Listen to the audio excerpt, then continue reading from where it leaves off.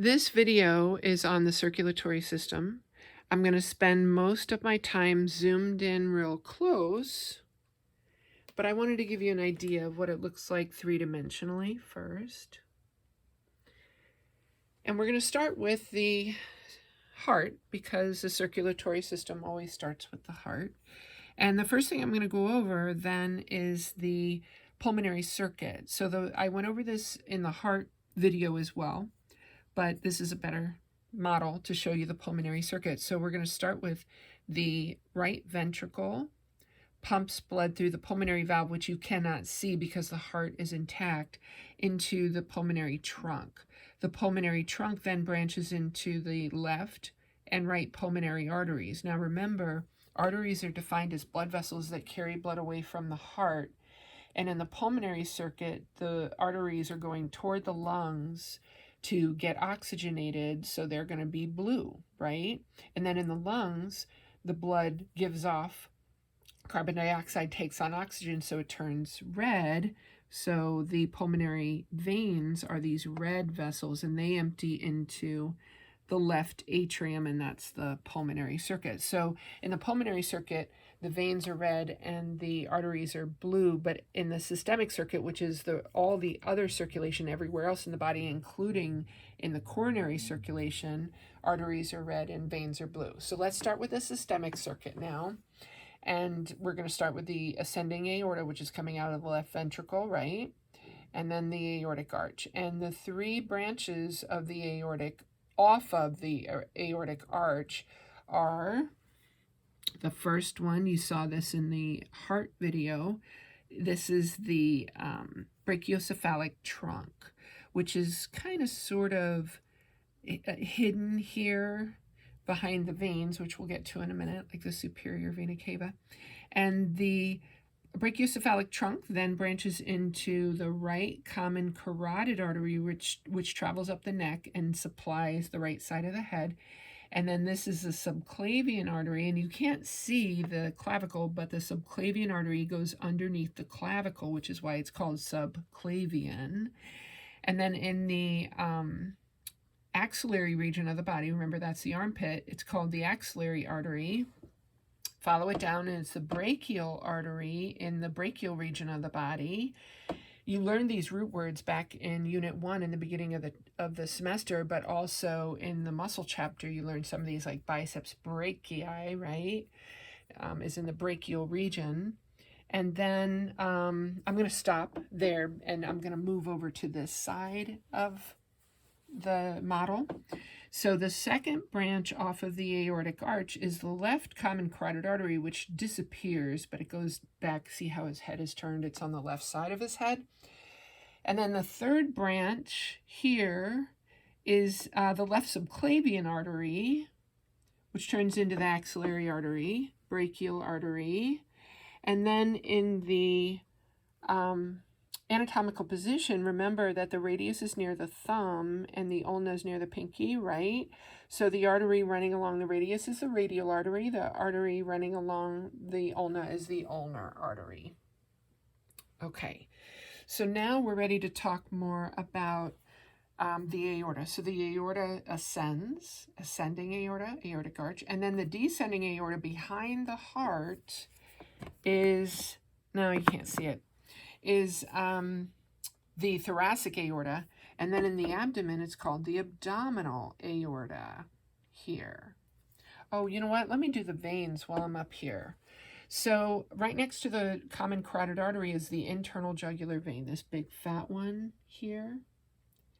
And then in the arm, you see, the median cubital vein, I should have pointed out before, is right here on the median side of the anterior, well, it's in the middle of the anterior elbow.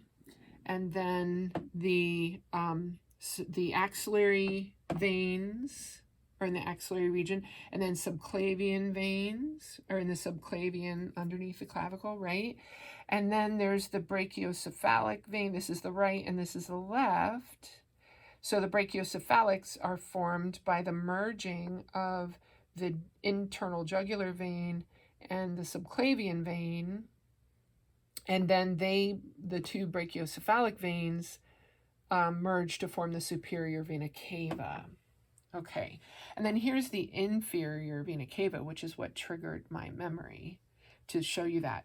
So the abdominal aorta branches into the common iliac arteries, which then immediately branch into the internal tiny and external iliac arteries, which turn into the femoral artery, and then behind the knee, the popliteal artery, and then the femoral vein is right next to it, and then again, common iliac vein, they both merge to form the inferior vena cava. And the branches off of the abdominal aorta I'm going to cover in the torso model, but I'll go ahead and show you now. I'm looking myself. So this is the diaphragm here. And the first branch off of the abdominal aorta following the path of blood away from the heart is the celiac trunk. And then the renal arteries are shown going in. They go from the abdominal aorta into the kidneys, and then the renal veins come out of the kidneys and empty into the inferior vena cava. And then the superior mesenteric arteries, the gonadal arteries, and the inferior mesenteric arteries. But again, I'm going to cover those abdominal aorta arteries on the torso model. So make sure that you look at that video. And now I just want to take a glance, make sure I covered everything while you stare at this model. I have a lot of terms. Oh, the hepatic artery I did not cover.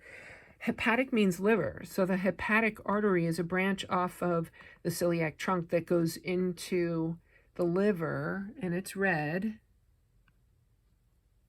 here. And then the hepatic veins are blue, coming out of the liver and emptying into the inferior vena cava. And I think I already talked about the brachial vein is right next to the brachial artery. And so that is, I don't think I pointed that out. That's here, brachial vein.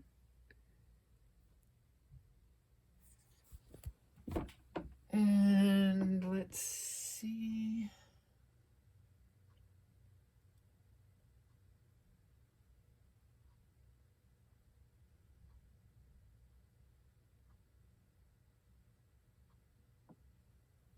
Oh, the great saphenous vein, I did not cover.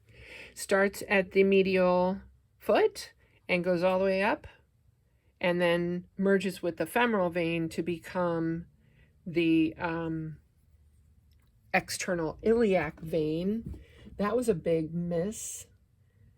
And then the internal and external iliac veins. So these tiny little branches, this is the abdominal aorta, common iliac artery, internal iliac artery, external iliac artery, and then right next to them, internal iliac vein, external iliac vein, common iliac vein here.